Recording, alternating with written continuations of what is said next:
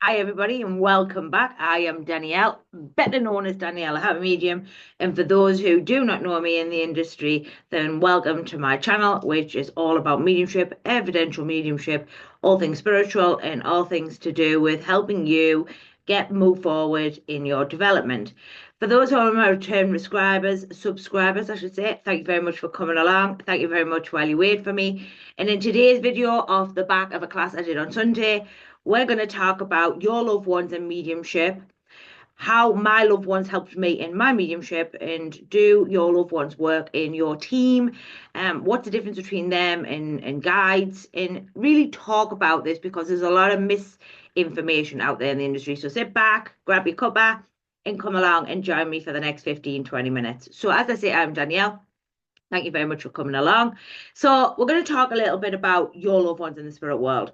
So, we'll start with why are they different to guides? So, your loved ones are what we call helpers. So, helpers are people who support us, help us sort of move forward, help us sort of get where we need to be. The terminology is helper, so therefore they are helper. They're your biggest cheerleaders in the spirit world. They are always there to guide you, support you, and take good care of you. The next question that come out of my class on Tuesday was, is your loved ones part of your team? Answer in short, that question is yes, but they're not guides. So the difference between guides versus loved ones is that guides are there to guide you through the spirit world and guide you through your mediumship development. That's the difference. They also, your guides know your purpose, they know your journey, and they know what you're supposed to be doing for the spirit world. Your loved ones are not allowed that information because otherwise they would want to interfere, or they would want to divert you away from what you have to learn, such like things. So you can see where the difference is. Guides are impartial, loved ones tend to be sort of biased because they want the very best from you. Not that the guides don't, I'm not saying that at all.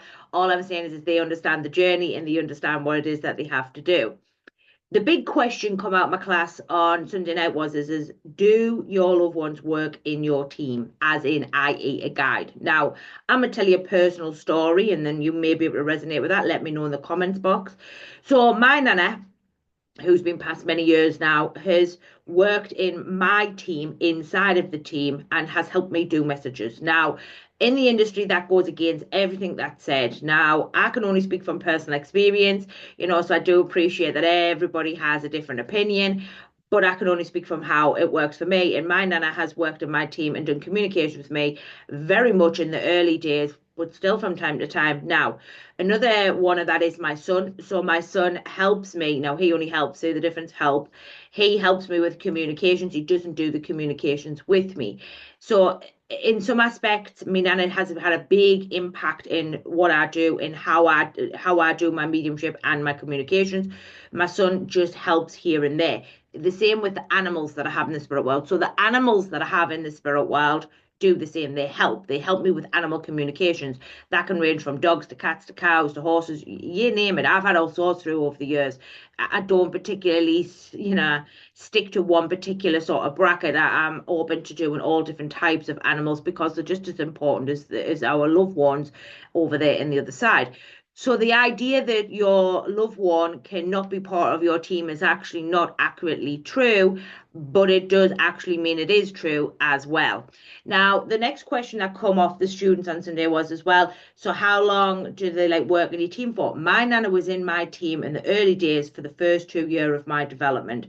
As time went on and as the guides became more and more apparent and we started to work more and more with them, I would say my nana comes and goes. She's not there full time anymore. And that's because my nana does have her own learning to do on the other side. That doesn't alter the fact that she won't work on my team if I need her to. So this idea that your loved ones can't help you with communications or can't support you in that development is actually a bit old school probably, and it's probably hasn't been worked enough or it hasn't been looked at enough to give it the knowledge and the intelligence and the science behind the back of it.